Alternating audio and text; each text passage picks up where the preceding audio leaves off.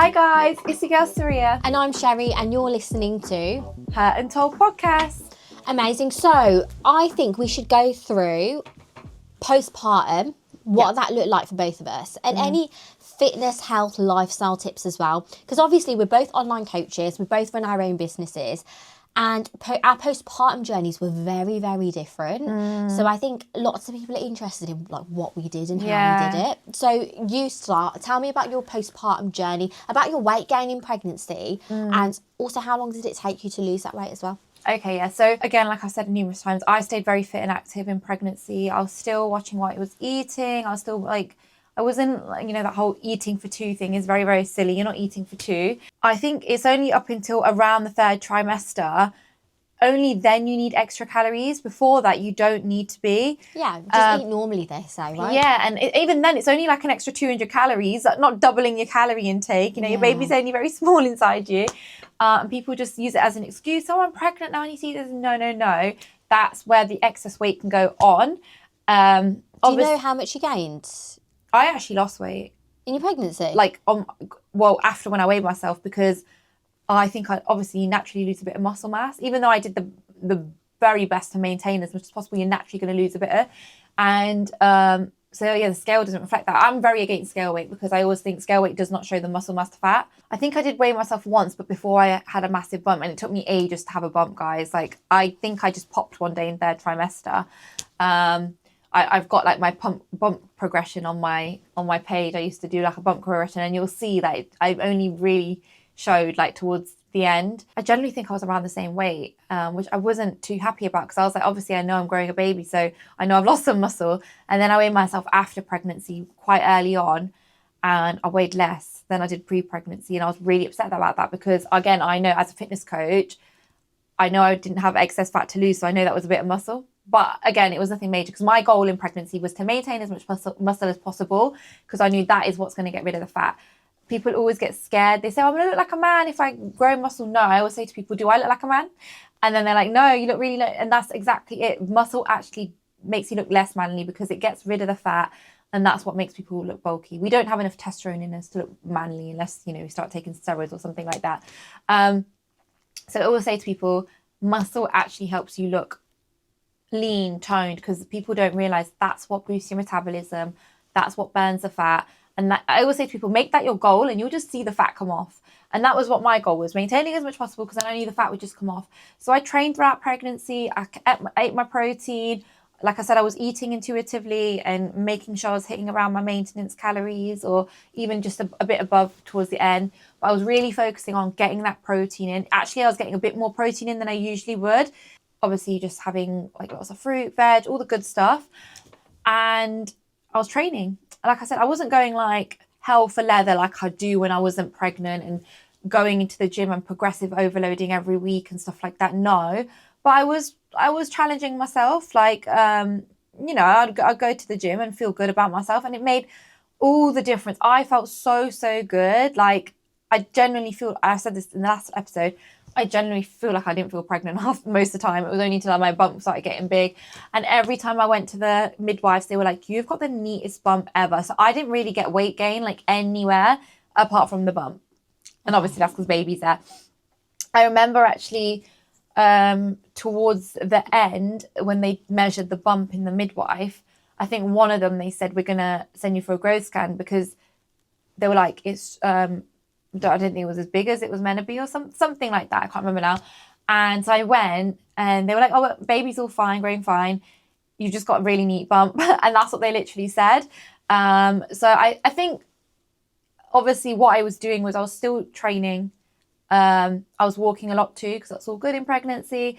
And then I was focusing on what I was eating. I was not eating for two, because if you're going to do that, you're going to put on pregnancy weight plus the excess weight. And it's the excess weight we're going to have to manage, because, everyone's different. I might have another pregnancy, and I might do everything I did the same time but I might put on more pregnancy weight, and that can be due to baby swelling, this, that. But it's the excess weight on top of that we can manage. And that's what helps us kind of, quote unquote, bounce back. because it's the excess weight. Like I said, every pregnancy is differently. I might do the exact same thing next pregnancy and put on more pregnancy weight just because of how my body responds. But as long as I'm not putting that excess fat on, that excess weight, that will help me kind of go back. So there's that, but there's also, like for me, I was the opposite. I gained 30 kilos in my pregnancy. Now, I've always been just under around 50 kilos in weight. I'm sure I'm 5'2". So for me, I ended up gaining a lot of weight throughout my pregnancy because I could not stop that feeling of hunger. So that feeling of hunger consumed me, and it made me so unhappy that I had to keep on eating food. Now, I couldn't train throughout pregnancy because of placenta previa anyway. So I went from bodybuilding prep to that must have really hit you mentally, It completely messed me up because I went from, I'm getting leaner, I'm getting more toned, I'm getting more defined too. And it's not even that, it's just like your mental. And as we spoke about in a previous episode, it's like your mental escape. Yeah. Because I really struggled with not training for like 6 weeks. And even then it wasn't like I was training, I was slowly getting back into it, but it was nice mentally. But I struggled for just 6 weeks. To go through a whole pregnancy and then the postpartum without training, that's a very long time. Yeah. So I think with women, like it's easier to say when you've experienced a non-weight gain pregnancy that it's the excess food, and it is, but sometimes you just can't control it.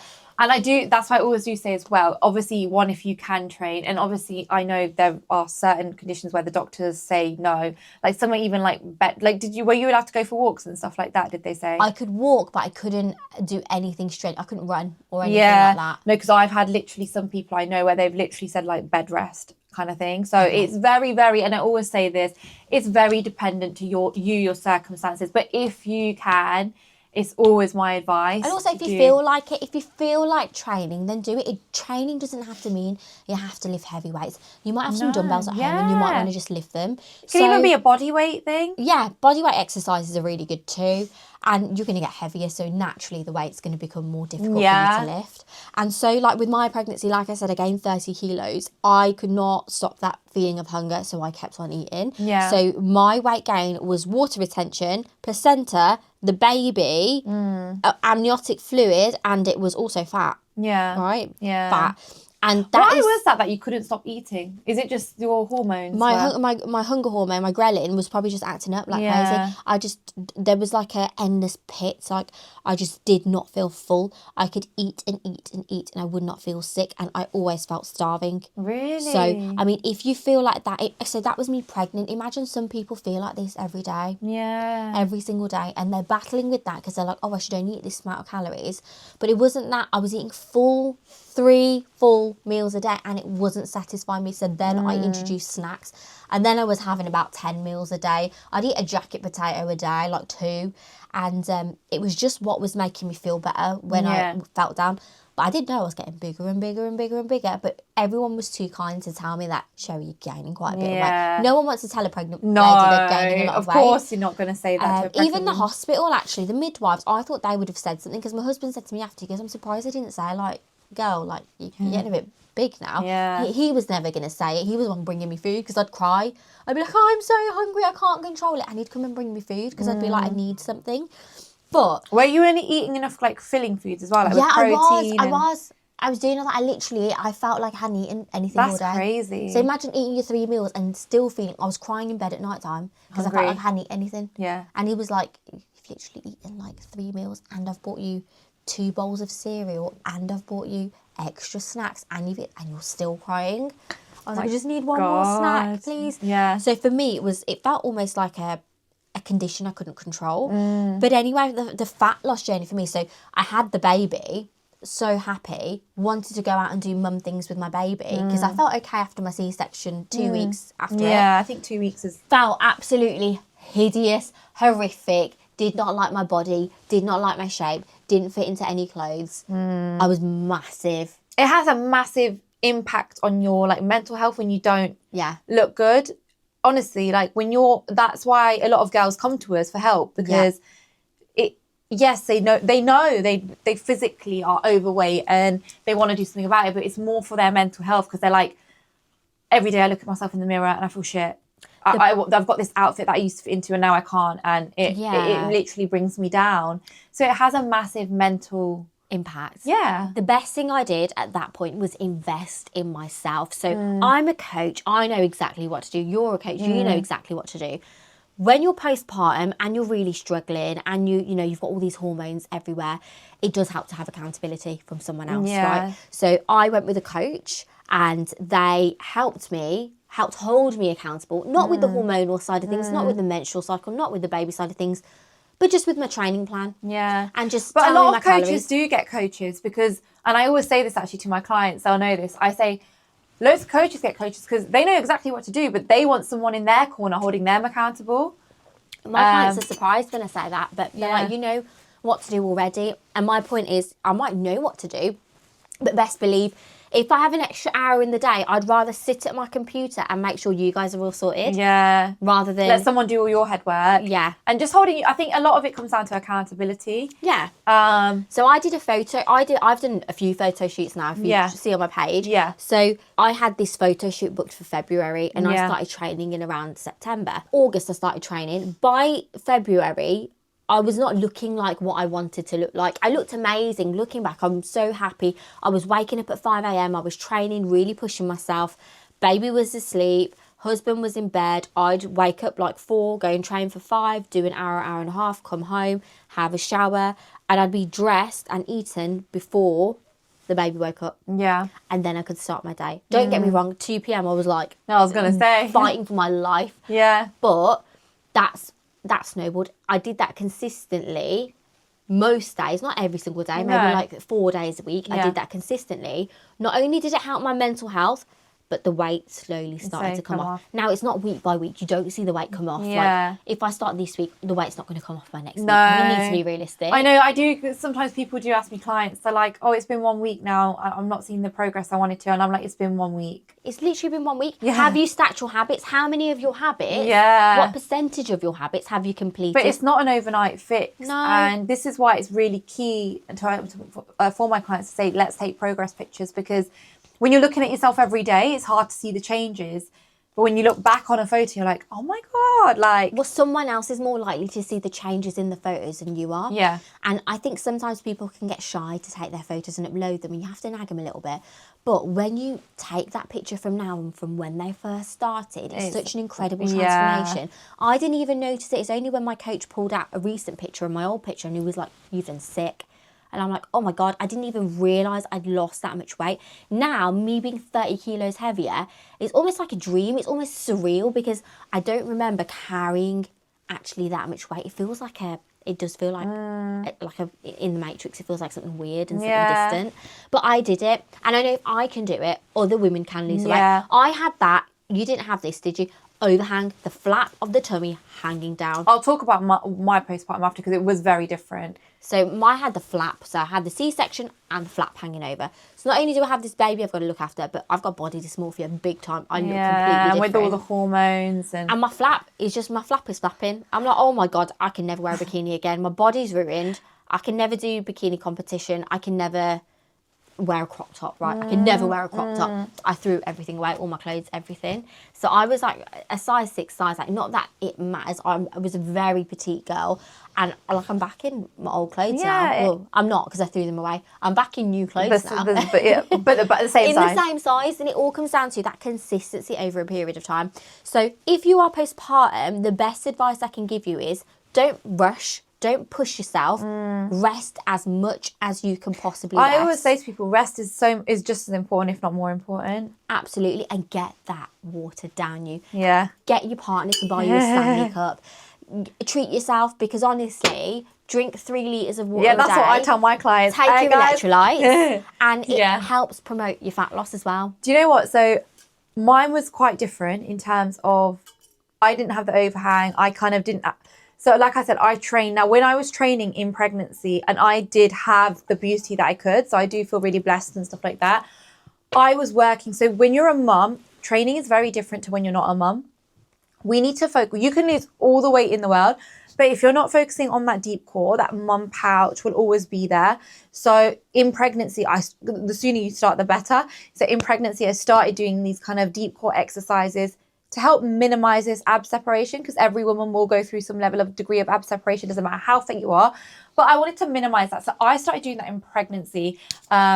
And it was just helping minimize all the ab separation going on.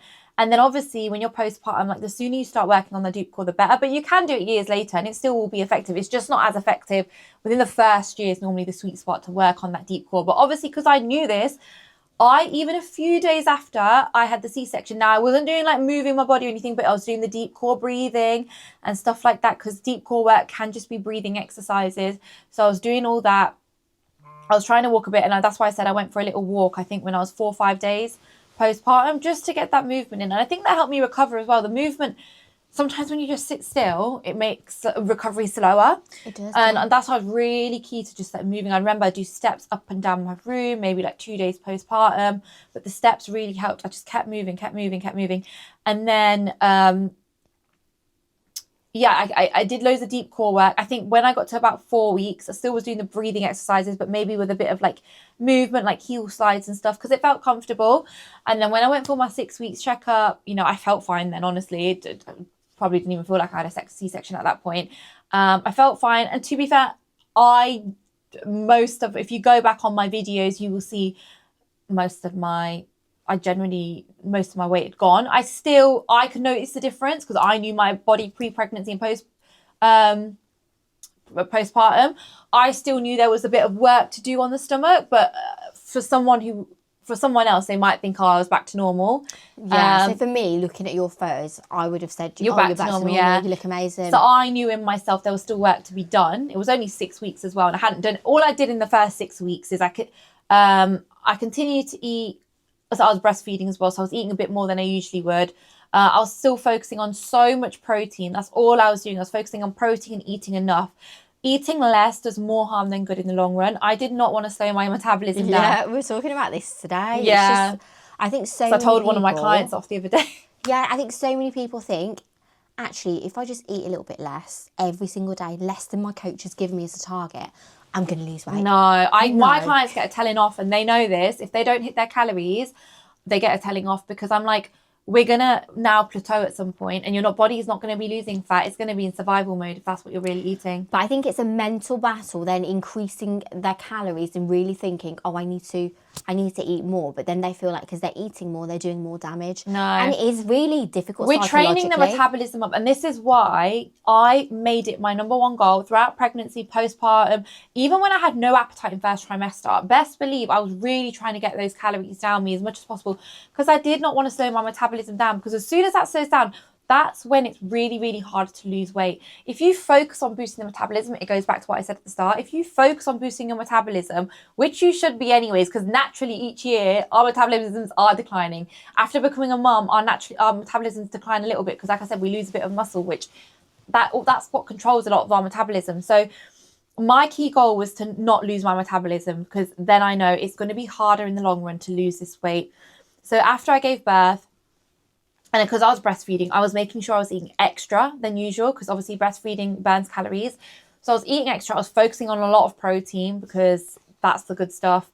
Again, the fruit, veg, all that good stuff. But I was actually probably eating more than I was eating more than I wanted to. Even to this day, I'm like, sometimes I don't feel that hungry because I'm so busy being a mum, running a business, it's that. And I always say to people, I generally have to force myself. Like, even now, I'm going to go have a shake with some oats and like make a bulky shake, because I know I've not hit my calories today otherwise. No, it's like, also eating can feel like a chore sometimes. It can. You've got so much to do. And I'm at the point right now, I'm really, really hating eating. I don't know what it is. I'm just so overwhelmed. I was just telling you, this past month has been really crazy for me. I've had a really busy month business-wise.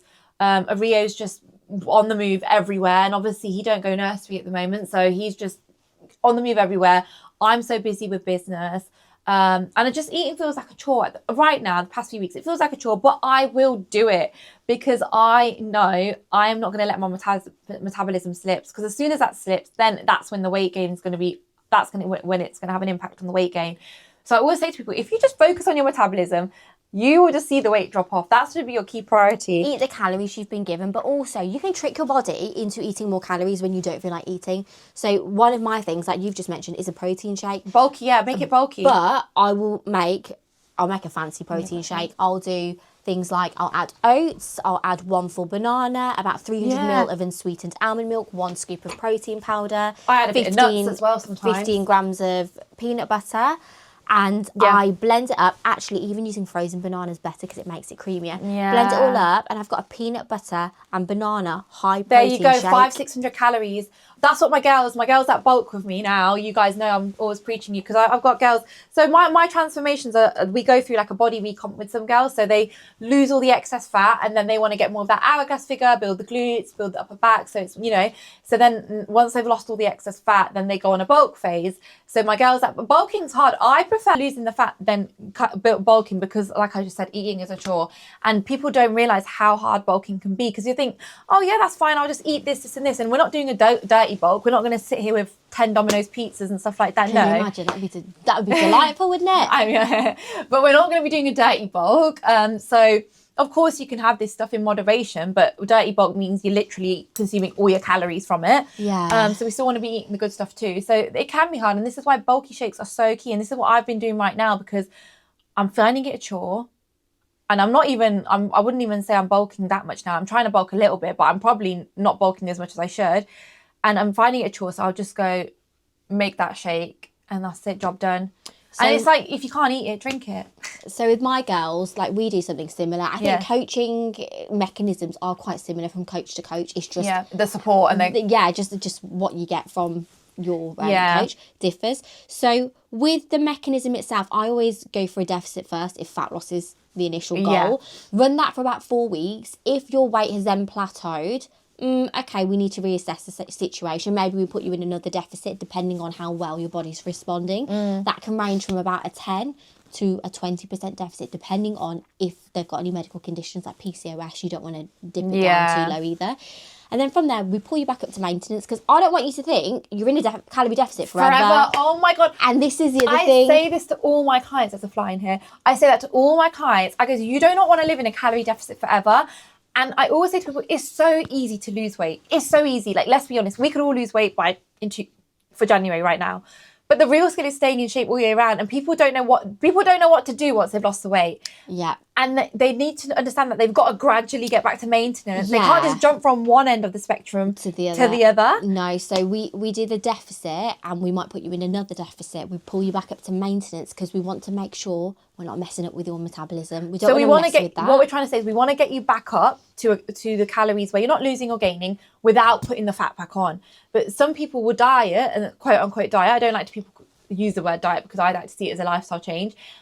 But some people will go in their deficit and then they'll lose the weight or whatever, and then they'll just start eating go from that spectrum straight to their maintenance, or not even that. They'll just start eating normal. So the pullback has to be gradual from your maintenance then. If you need to go through another dieting phase, then we consider it.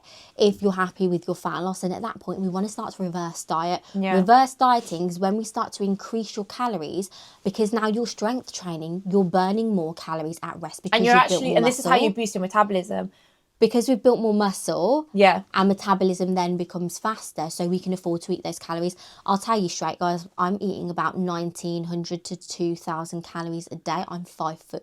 And that's your maintenance. If I was to sit here all day and not like move a finger, my body is still burning calories, doing all the internal work, Now, if I've got more muscle on me, if I was to sit here all day and do the exact same thing, not lift a finger, my body is burning more calories than it would because it's got all that muscle doing the good stuff. So that's why I always say to people, muscle does not make you look bulky. It actually makes you look less bulky because it gets rid of that fat. Like, it's just like a machine. That's why I always say to people. And you know what? Like, fat loss, I've noticed as well, it makes you look so much younger. Yeah. Once you've lost fat, it makes you look younger. It does, yeah. But sometimes when you lose too much weight, fat and muscle combined, people can look then gaunt. Yeah, but this is why, again, you don't want to do, and this is a mistake I see so many people do, they go from, again, it's like going from maintenance to a severe calorie deficit. You don't want to do that because then you're going to, slow down your metabolism, which is what we don't want to do because, like I said, in the long term, you're not going to lose weight. And 2, you're going to get rid of the muscle, which is, they go hand in hand. Getting rid of the muscle does slow down the metabolism. But we want that muscle to be there as well because muscle is what helps us look lean, toned. You don't want to look unhealthy, skinny as well. Yeah. So it's about having that balance. But also, so I was going to say as well, so again, before I got into fitness, I think my maintenance calories were about 700, 800. Now my maintenance is about 2,200. Obviously, I'm a bit taller than you, so that probably is why. But it just shows that because I've built all this muscle.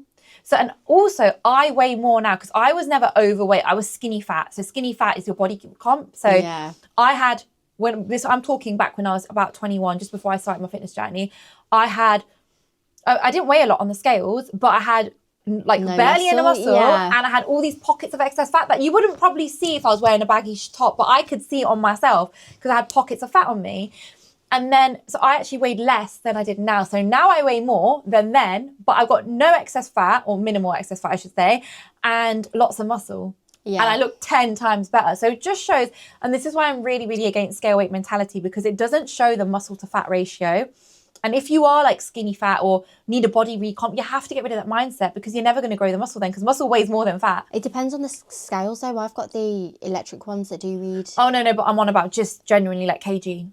Oh, no. Yeah. So you can, from Amazon, get the Renpho scales. No, you can. So some of my clients have them where it says the body fat and all this kind of stuff. They're not 100% accurate, but it gives you an idea. But a lot of people will just go by their kg scale weight. So when I say scale weight, I mean that.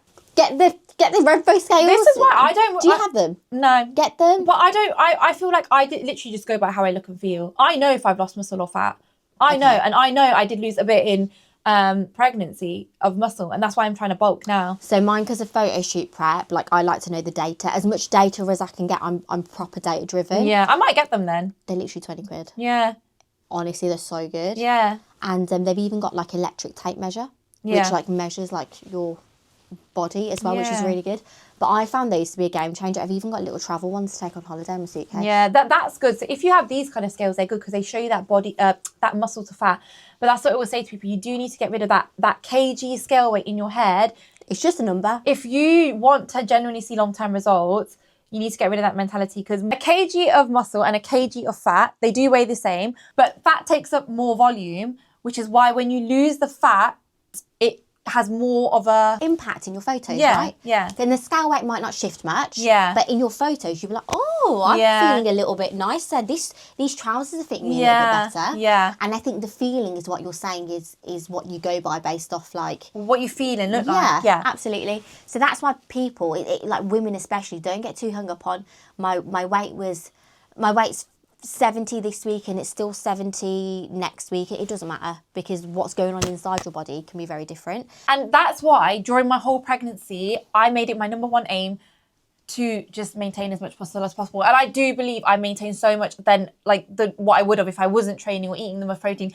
Like I said, you always might lose a little bit and stuff like that. There's so much going on in your body. It's bound to happen. Your body is literally like running a marathon all the time. Definitely. But I did so much to preserve as much muscle as possible. And that's why I think it helped me get back in shape so much, because I kept my metabolism there. It was my number one goal. I didn't train my training goal wasn't to try and grow muscle during pregnancy. It was to try and maintain as much muscle.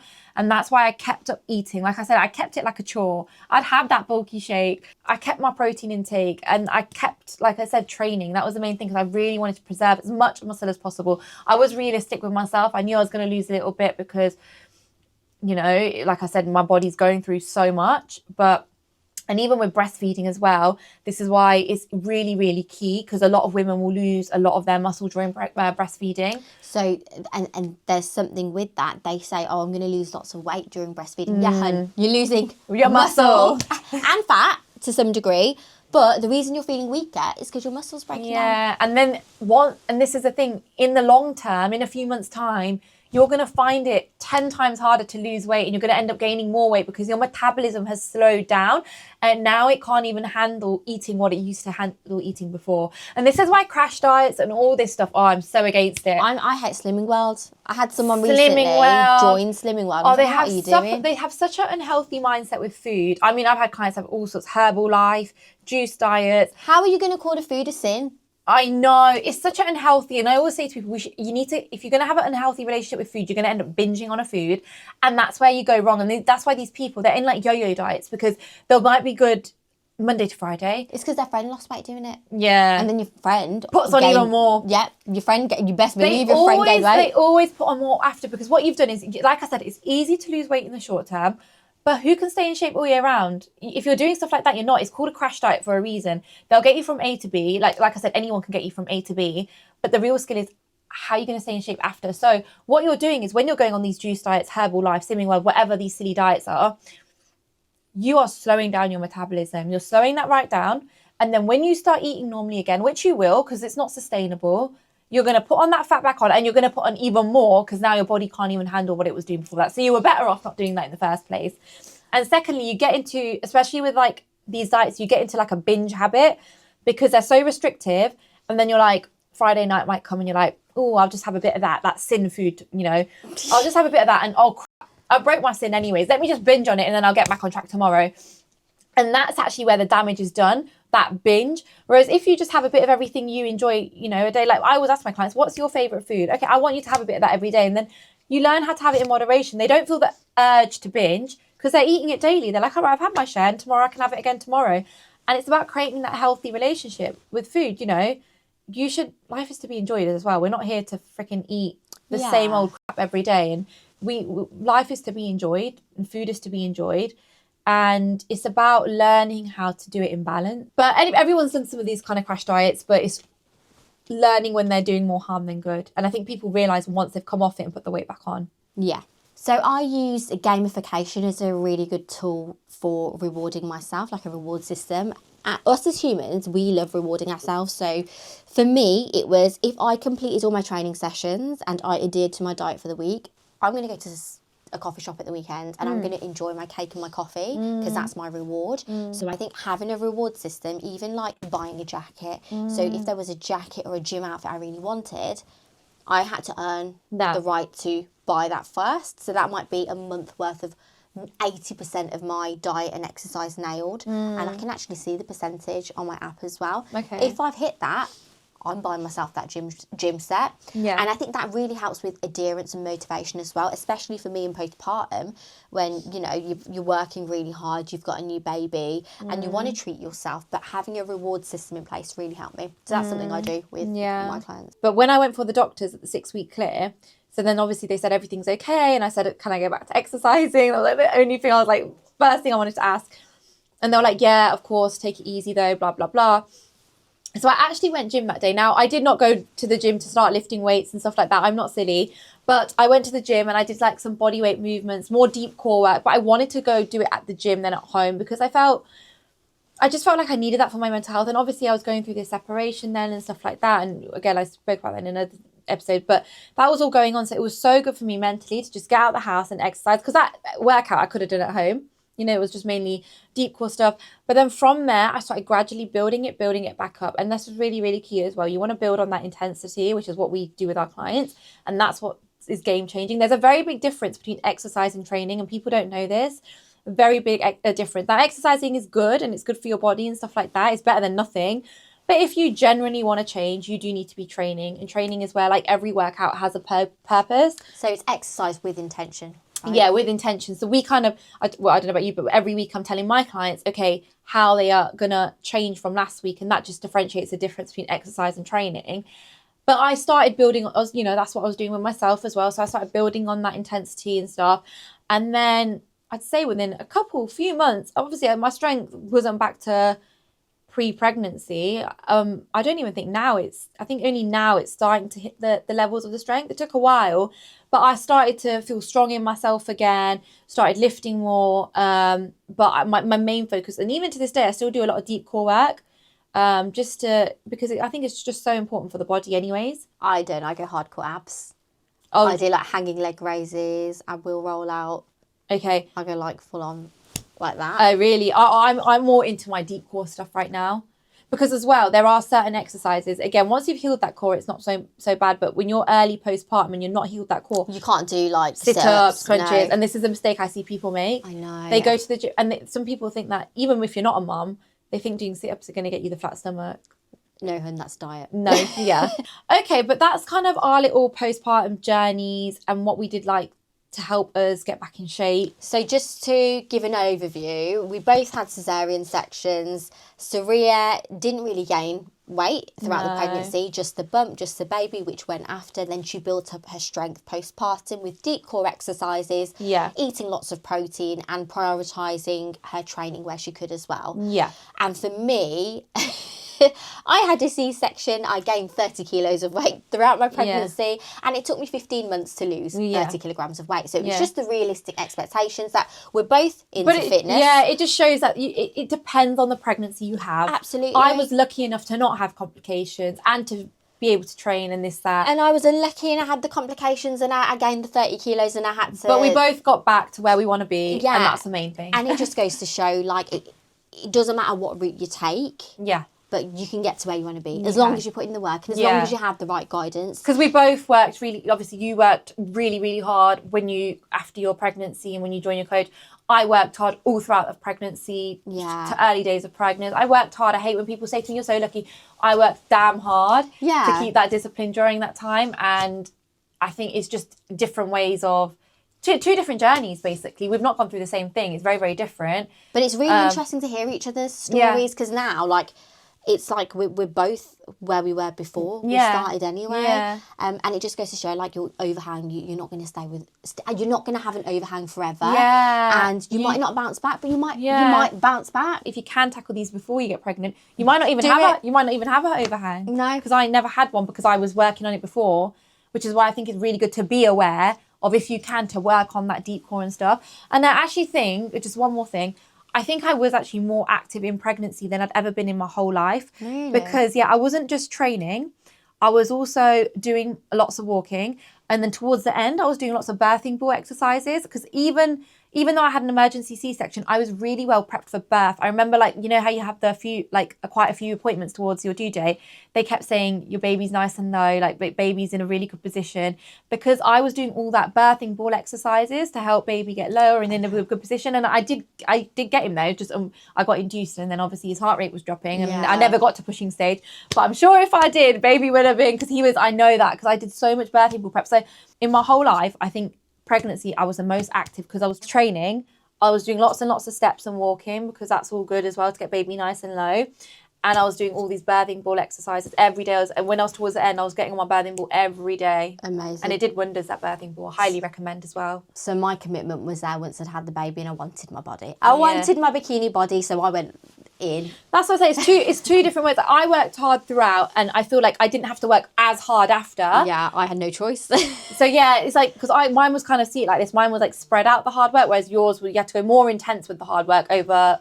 Still over 15 months, though, right? That's longer. If anything, 15 months of trying to lose all the fat. No, but I still work hard to this day. No, but this was me just getting back to my before. Yeah, you just had to go more intense with it. Yeah, and whereas I could spread it out and be a bit more flexible. You know what I'm saying? I could have a bit more treats here and there probably than you could. Well, it's because I booked in that photo shoot. I was like, right, I need to lose this. This weight needs to go. There's no way I'm getting in my bikini and doing my beach shoot until I look a certain way. But again, everyone's goals are different. So yeah, that wraps up today's episode. Thank you so much for tuning in. Yeah, and if you do ever need any help with getting back into shape, even if you're not a mum, just in general, let us know. Me or Sherry would be more than happy to help you. But yeah, so if you did like this, comment, like, share, subscribe, all that good stuff. You already know what to do. Yeah. And we'll see you next time. Okay, bye.